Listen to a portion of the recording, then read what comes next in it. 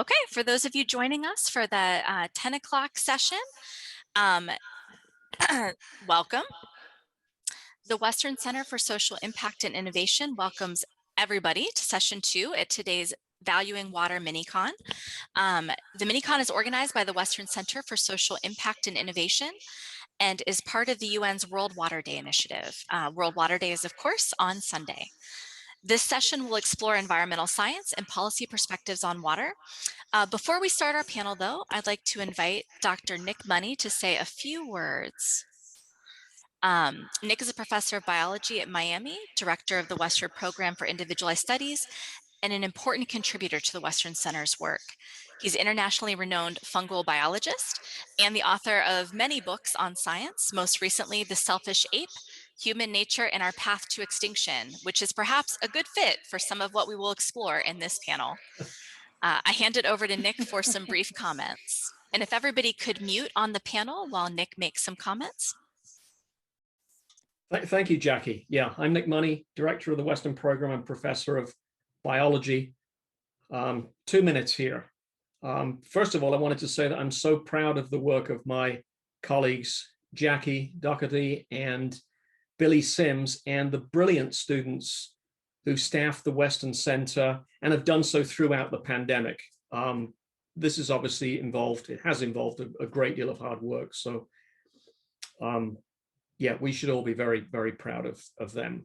This mini conference is one of the superb events that they brought to the community during this most challenging of times. So I'm going to give you 2 minutes of hard science here. Water is a useful molecule. It's a solvent.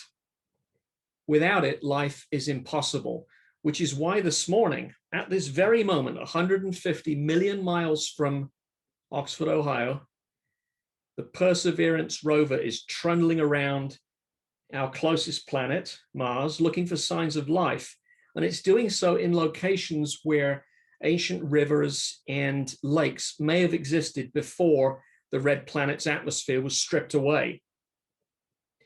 And pursuing these cosmological thoughts, there's a planet called Proxima Centauri b, which we regard as a Goldilocks planet because it's not too close to its star to cause any water to boil away and not too far to make it freeze. It's just the right distance. It's just the right distance to have liquid water. This means that life may exist there too, but we'll never know because this planet is 4.2 light years away from us, which equals 25 trillion miles, and it would take us probably 78,000 years to get there. Which brings me, full circle, back to Earth. And despite what an otherwise quite smart gentleman called, and late gentleman, Stephen Hawking said, we're not going anywhere. Which means that we'd better look after the water quality here on Earth.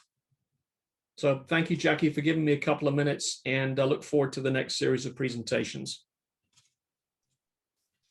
Thanks, Nick. I think that's a very fitting opening to this session.